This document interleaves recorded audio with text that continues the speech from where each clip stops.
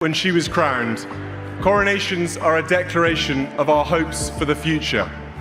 And I know she's up there, fondly keeping an eye on us, and she'll be a very proud mother. The Duchess of Cambridge arrives to Windsor alongside Prince William, but it's Kate's choice of jewelry that's making headlines. What would you do if a single object threatened to tear your family apart? A tiny jewel, a spark of history, a memory you can never replace. Could it really hold so much power? For the royal family, it did. In the heart of Kensington Palace, a mystery was unfolding that no one could have predicted.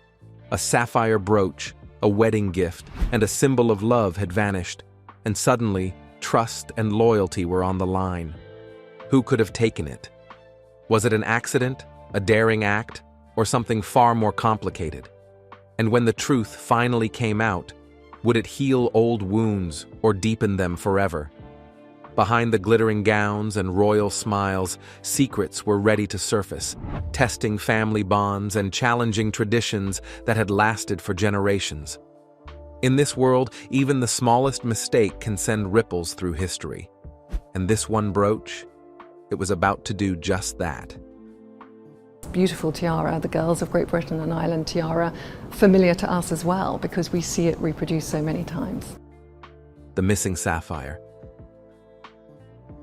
Sometimes one small loss can shake an entire family. A royal heirloom, a symbol of love, and a line that should never have been crossed. That's how it all began. When the Princess of Wales, Kate, discovered her sapphire brooch was missing, the one Prince William had gifted her as a wedding present.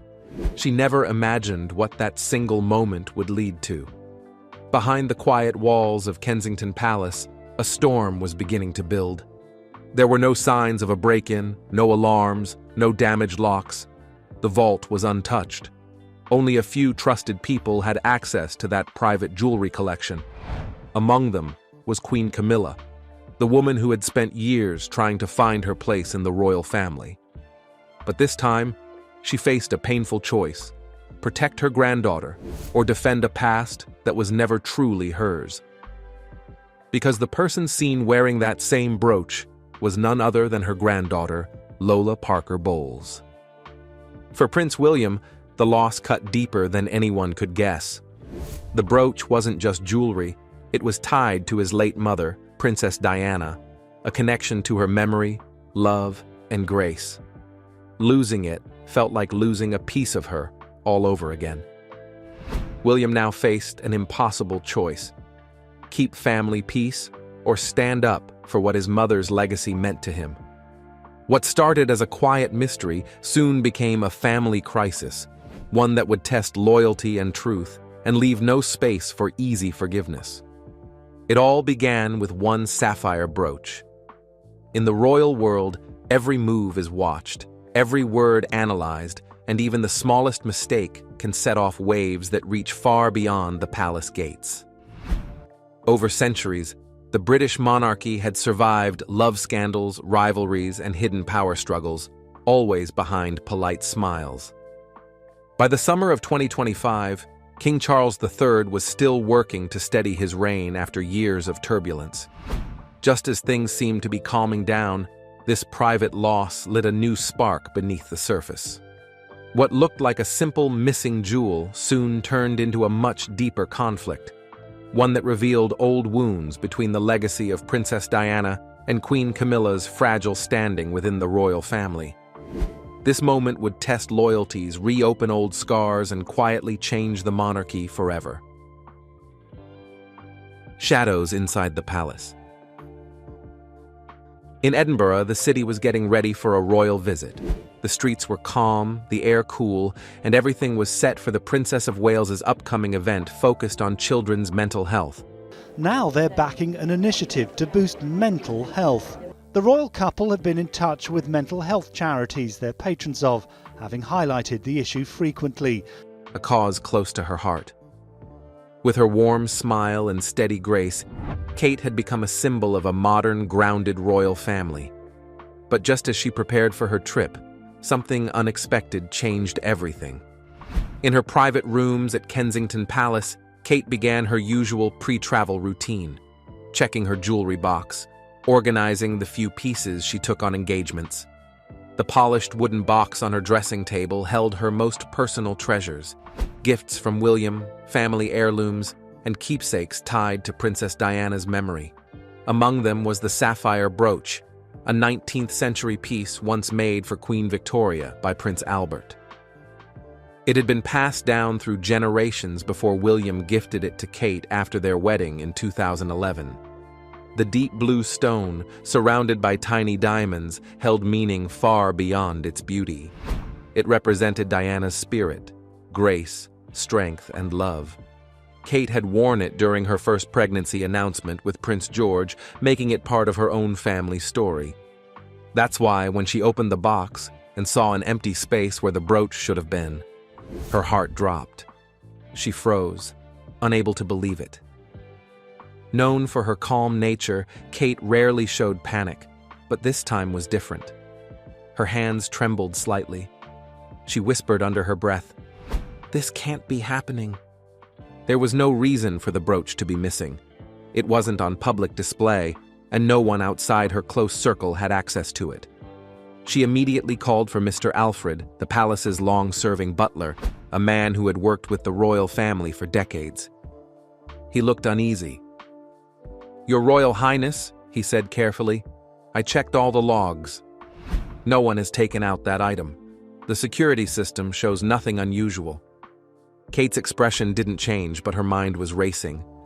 She ordered a quiet, internal check. Cameras, records, every possible detail. No break-ins, no suspicious activity. Everything looked normal.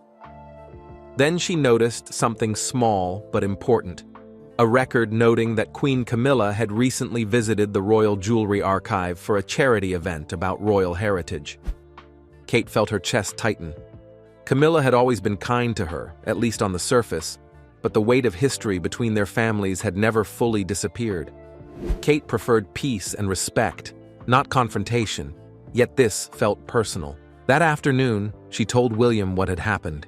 His face turned serious. "Are you sure?" he asked quietly. She nodded. "It's gone." That night, as they lay in bed, Kate said softly, "It feels like someone's testing us, William. That brooch isn't just jewelry. It's part of us." He looked at her, his voice low but steady. "If someone's behind this, we'll find them. No one touches what's tied to my mother. Neither of them knew it then, but that missing sapphire would soon shake the royal family to its core." The photo that changed everything. Just one day later, the private mystery became a public scandal. In today's world, nothing stays hidden, not even for the royals. Lola Parker Bowles, Queen Camilla's teenage granddaughter, posted a photo from a small party in Mayfair. She was smiling in a black dress, but what caught everyone's eye wasn't her outfit. It was the jewelry pinned to her chest, the brooch, the same deep blue sapphire surrounded by diamonds. At first, some thought it might just be a coincidence, but royal watchers were quick to notice. Comments flooded in. "Isn't that Kate's brooch? It looks like Diana's. No way that's the real one, right?" The photo spread fast. Within hours, it was everywhere online. Lola didn't take it down. In fact, she liked comments about how stunning the brooch looked on her. Whether she meant harm or not, the damage was done. Kate was still in Edinburgh when one of her aides quietly handed her a phone. "Your Royal Highness," the aide said. "You need to see this." Kate looked at the image. Her breath caught. She recognized it instantly. The same faint mark on the sapphire's edge, the same reflection. She didn't react publicly or show emotion. Instead, she sent the image to jewelry experts at Windsor Castle for confirmation. All night, they compared photos, checked details, and analyzed the tiny scratch that only Kate knew existed. By dawn, the results were clear. It was the same brooch. Kate called William immediately. Her voice was calm but heavy. "It's Lola," she said. "Camilla's granddaughter. She's wearing it." William looked at the photo in disbelief, his jaw clenched. Then we deal with it. No hiding, no pretending, not this time. Kate agreed quietly. We'll handle it privately. But it can't be ignored. The line had been crossed. 2 days later, Clarence House became the scene of a tense, private meeting. There were no cameras, no press, no public records, just the people involved. William and Kate arrived together. Camilla sat across from them, her granddaughter Lola beside her. 2 royal advisors were also present. King Charles stayed away, perhaps knowing it was best not to interfere. William spoke first, calm but firm. He explained that the brooch was not a state jewel, but personal property, a family heirloom given to Kate as a gift. It went missing without permission, he said, and now it's been seen in public on Lola. The room fell silent. Lola looked down, pale and nervous. Camilla's face remained unreadable. William continued, "The brooch must be returned immediately. And we expect a written apology, not for show, but for respect." Camilla suddenly stood, her voice shaking. "You're asking my granddaughter to apologize for something she didn't do. Maybe it was a replica. Maybe there's been a mistake." The tension grew. William's tone stayed even, but his words were sharp. "This isn't about mistakes, Camilla. It's about doing what's right." Kate spoke gently but firmly. "This isn't about the past. It's about honesty." Camilla said nothing more. She took Lola's arm and walked out. The door closed behind them with a sharp echo that filled the room. William looked at Kate and said quietly, "They'll regret underestimating us." What began as a missing brooch had now turned into something that would change the royal family forever. 2 days later, a plain white envelope arrived at Kensington Palace. It had no official seal, just a simple address. Inside was a handwritten letter from a 17-year-old girl named Ellie. "I was at that party," it read. "That brooch wasn't Lola's." Ellie explained that she used to be Lola's classmate at a private school. Lola had bullied her for years, hiding her things, making fun of her, treating her cruelly. At the party, Ellie had overheard Lola telling her friends, "My grandma got this from the palace. It was Kate's. I'm the first to wear it after her." William and Kate read the letter in silence. William finally said, "A 17-year-old just showed more honesty than most adults." Kate nodded. "If she's telling the truth, we can't ignore this." They invited Ellie to the palace quietly. When she arrived, she was nervous but determined. She said she didn't want revenge, only fairness. "People shouldn't get away with stealing just because of who they are," she said softly. William thanked her and told her she had done the right thing. Kate added that her honesty would make a difference. That meeting confirmed everything. The truth was out. And from that moment, William knew what he had to do: make a decision that would quietly but permanently shift the balance of power inside the royal family. The Queen in silence. 2 days after the tense meeting at Clarence House, a plain handwritten letter arrives at Kensington Palace. It is from a 17-year-old girl named Ellie. In the note, she explains that she attended the same Mayfair party where Lola Parker Bowles, Queen Camilla's granddaughter, was seen wearing the missing sapphire brooch. Ellie writes that she clearly remembers Lola bragging that her grandmother had allowed her to wear the brooch, saying it was the same one Kate wore when pregnant with Prince George. Ellie says she is not motivated by revenge, though Lola used to bully her at school, but by a sense of honesty. She simply wants the truth known, and does not believe people should get away with taking what is not theirs because of wealth or status. When Prince William and Kate read the letter, they realized the truth must come out. They decide to bring Ellie to Kensington Palace quietly, away from media attention. Ellie arrives nervous but determined, and repeats what she heard. Her story, along with the photo evidence and access records, confirms what really happened. There is no more doubt that the missing brooch was taken and worn without permission. On July 5th, 2025, William makes a firm decision. In his private office, he signs a confidential internal order. It places Lola Parker Bowles on a restricted access list, barring her from entering any royal properties under his management, including Kensington Palace, Windsor Castle, and related estates. From that moment, she is no longer invited to royal events, and her communication with the family is monitored. The decision is not made public, and Camilla is not directly informed. The silence is intentional, meant to avoid further confrontation and media attention. Camilla, however, soon learns what has happened. Her longtime aide quietly informs her that Lola has been removed from the guest list for an upcoming palace event. Shocked and angry, Camilla realizes that William has acted against her granddaughter. Her frustration quickly turns to fury, as she believes this is an attempt to erase her and her family from royal life.